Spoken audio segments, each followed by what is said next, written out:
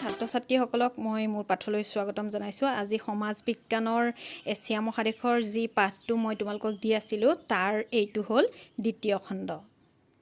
ছাত্ৰ-ছাত্ৰীসকল, আমাৰ এছিয়া মহাদেশখন উচ্চ পৰ্বত শ্ৰেণী, মালভূমি, নদী উপত্যকা, নিম্নভূমি, উপকূলীয় সমভূমি, মহাসাগৰীয় দ্বীপ আৰু মৰুভূমি আদি বিভিন্ন ভূ-প্ৰাকৃতিক অৱয়ৱেৰে সমৃদ্ধ।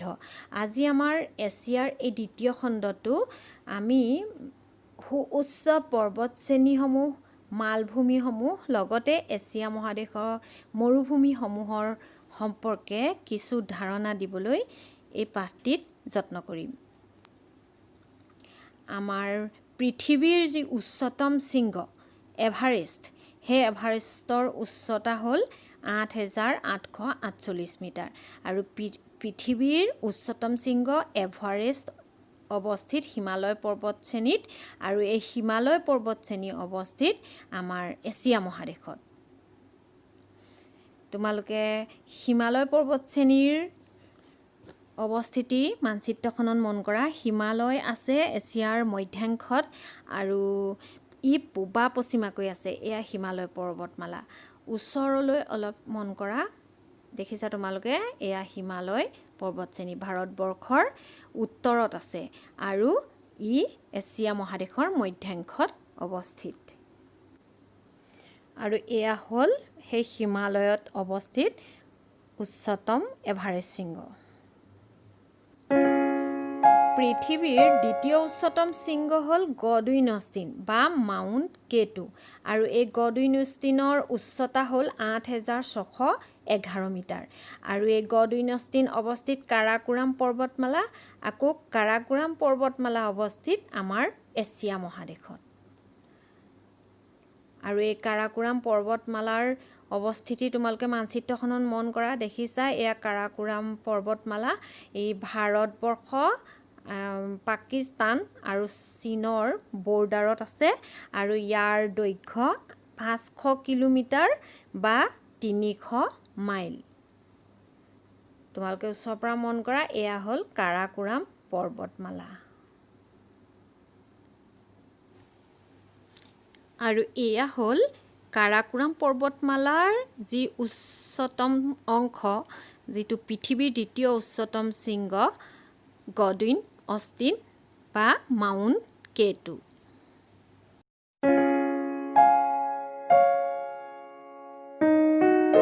এছিয়া মহাদেশৰ অন্য এলানি পৰ্বতমালা হ'ল কুনলুন পৰ্বতমালা আৰু ই চীনত অৱস্থিত। ইয়াৰ দৈৰ্ঘ্য হৈছে 3,000 কিলোমিটাৰ।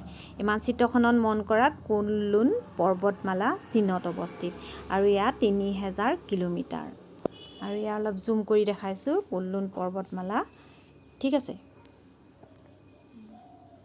আৰু ইয়াত কুনলুন পৰ্বতমালাৰ এটা স্থিৰ চিত্ৰ দেখাইছোঁ। এইবিলাক মই নেটৰ পৰা সংগ্ৰহ কৰি লৈছোঁ। তোমালোকে দেখিছা, এয়া কুনলুন পৰ্বতমালাৰ এটা স্থিৰ চিত্ৰ।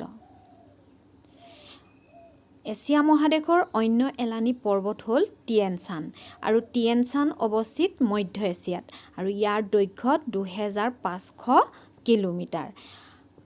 পশ্চিমে উজবেকিস্তানৰ পৰা পূবে চীন আৰু মংগোলিয়ালৈকে এই টিয়েনচান পৰ্বতমালা বিস্তৃত হৈ আছে। এছিয়া মহাদেশৰ আৰু এলানি পৰ্বত হ'ল আলটাই পৰ্বত আৰু এই আলটাই পৰ্বতমালা অৱস্থিত মধ্য আৰু পূব এছিয়াত। ইয়াত মানচিত্ৰখন মন কৰা তোমালোকে, এইটো হৈছে আলটাই পৰ্বতমালা আৰু ইয়াত তোমালোকে দেখিবা যে এই আলটাই পৰ্বতমালাই ৰাছিয়া, কাজাকিস্তান, মংগোলিয়া আৰু চাইনাক লগ লগাইছে। এইটো হৈছে আলটাই পৰ্বতমালা।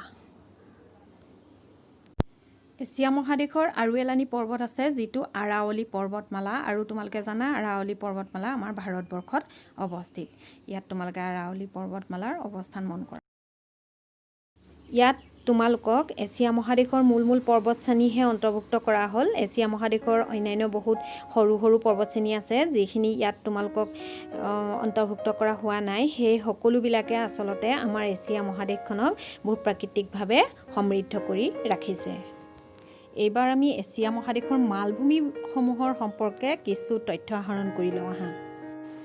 প্ৰথমে তোমালোকে চোৱা তিব্বত মালভূমি আছে মধ্য এছিয়াত আৰু ই 2500 কিলোমিটাৰ এলেকা জুৰি আছে আৰু ইয়াৰ গড় উচ্চতা 4500 মিটাৰ। তোমালোকে তিব্বত মালভূমিৰ অৱস্থানটো মন কৰা। এইফালে ইয়াত দেখিছা চাইনা, চীনৰ কিছু অংশ সামৰি আছে আৰু বেছি অংশ আছে তিব্বততে।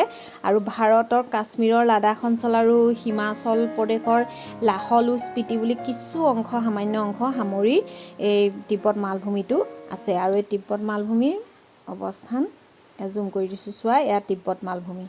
ঠিক আছে।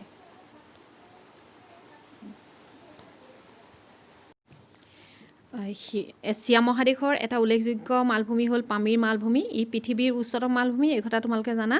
আৰু সাগৰ পৃষ্ঠৰ পৰা ইয়াৰ উচ্চতা প্ৰায় 7495 মিটাৰ। আৰু ইয়াৰ অৱস্থানটো মন কৰা পামিৰ এইটো, আৰু এইফালে ইয়াত টিয়েন চান প্লেটিউ তিব্বত প্লেটিউ মানে তিব্বত মালভূমি, আৰু এইফালে হিমালয় ৰেঞ্জ, এইটো পামিৰ। ঠিক আছে। আৰু এটা কথা পামিৰ মালভূমি সম্পৰ্কে তোমালোকে জানিব লাগিব, সেইটো হ'ল পামিৰটো ইয়াতে যি হিন্দুকুশ পৰ্বত আছে আৰু লগতে কাৰাকোৰাম, এইফালে টিয়েনচান, কাৰাকোৰাম আৰু হিমালয়ৰ প্ৰায় সংযোগস্থলত এই পামিৰ মালভূমি অৱস্থিত।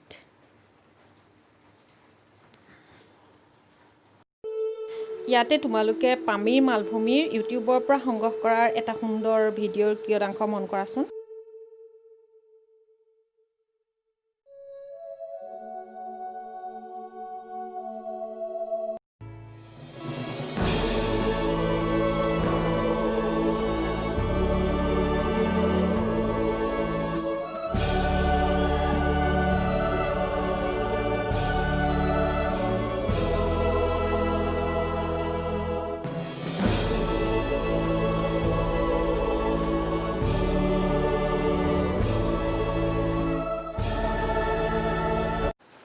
তোমালোকে এছিয়া মহাদেশৰ আৰু দুখনমান মালভূমি মন কৰাচোন। এইখন হৈছে মংগোলীয় মালভূমি, আৰু মংগোলীয় মালভূমি আছে ইষ্ট চেণ্ট্ৰেল এছিয়াত, পূব মধ্য এছিয়াত, আৰু এয়া এছিয়া মহাদেশত মংগোলীয় মালভূমি, আৰু পৃথিৱীৰ মানচিত্ৰত মংগোলীয়ৰ অৱস্থান। এছিয়া মহাদেশৰ অন্তৰ্গত অন্য এখন মালভূমি হ'ল চাইবেৰিয়ান মালভূমি, আৰু এই চাইবেৰিয়ান মালভূমি আছে ৰাছিয়াৰ চাইবেৰিয়াত। আৰু এইখন হ'ল আৰবিয়ান পেনিনচুলা, যিখন আৰৱ মালভূমি অৱস্থিত এছিয়াৰ পশ্চিম কোণত, আৰু ই আৰবিয়ান প্লেটত অৱস্থিত। তোমালোকে এটা কথা জানা, এইখন ৰেড চি লোহিত সাগৰে আমাৰ এছিয়া মহাদেশ আৰু আফ্ৰিকা মহাদেশক পশ্চিম কোণত পৃথক কৰিছে। আৰু এই আফ্ৰিকা মহাদেশৰ যি উত্তৰ আৰু পূব কোণ, সেই উত্তৰ পূব কোণত এই আৰৱ মালভূমি অৱস্থিত। আৰু এইখন হৈছে ইৰানিয়ান প্লেটিউ, যিটো ইৰাণ মালভূমি অৱস্থিত এছিয়াৰ পশ্চিম কোণত। আৰু এইখন হৈছে কাস্পিয়ান সাগৰ, দেখিছা তোমালোকে, এই কাস্পিয়ান সাগৰৰ দক্ষিণৰ ফালে ইৰাণ মালভূমি আছে। আৰু এইখন ডেকান প্লেটিউ, যিটো দাক্ষিণাত্য মালভূমি, আমাৰ ভাৰতবৰ্ষতে আছে, এইটো কথা তোমালোকে জানা। গতিকে এছিয়া মহাদেশৰ দাক্ষিণাত্য মালভূমি অৱস্থিত এছিয়াৰ অন্তৰ্গত ভাৰতবৰ্ষত দক্ষিণ দিশে। এইখিনি আছিলে মালভূমিৰ বিষয়ে ক'ব লগা, আৰু সৰু কিছুমান আছে যিবিলাক ইয়াত উল্লেখ কৰা হোৱা নাই। এতিয়া তোমালোকে মৰুভূমি সম্পৰ্কে কেইটামান তথ্য জানি লোৱা। এছিয়া মহাদেশৰ এখন মৰুভূমি হ'ল থৰ মৰুভূমি, আৰু থৰ মৰুভূমি আমাৰ ভাৰতবৰ্ষৰ উত্তৰ পশ্চিম কোণত অৱস্থিত, তোমালোকে জানা। আৰু এই মৰুভূমিখনে আৱৰি আছে 2 লাখ বৰ্গ কিলোমিটাৰ এলেকা। আৰু অন্য এখন মৰুভূমি হ'ল গোবি মৰুভূমি, আৰু এই গোবি মৰুভূমি আছে চীনৰ উত্তৰত আৰু মংগোলিয়াৰ দক্ষিণে। এইখন হ'ল আৰৱ মৰুভূমি আচলতে আৰৱ মালভূমিতে অৱস্থিত এছিয়াৰ পশ্চিম কোণত, আৰু এই মৰুভূমি এক বৃহৎ এলেকা জুৰি বিস্তৃত হৈ আছে, আৰু সেয়া হ'ল 3,30,000 বৰ্গ কিলোমিটাৰ এলেকা। ছাত্ৰ ছাত্ৰীসকল, আজি তোমালোকক মই এছিয়া মহাদেশৰ মালভূমি, পৰ্বত, মৰুভূমি সম্পৰ্কে কিছু তথ্য দিলোঁ, আৰু ইয়াৰ পিছৰ যিটো মোৰ খণ্ড হ'ব তাত মই তোমালোকক নদ নদী আৰু হ্ৰদসমূহৰ বিষয়ে কিছু তথ্য দিম। আজিলৈ ইমানেই, ধন্যবাদ।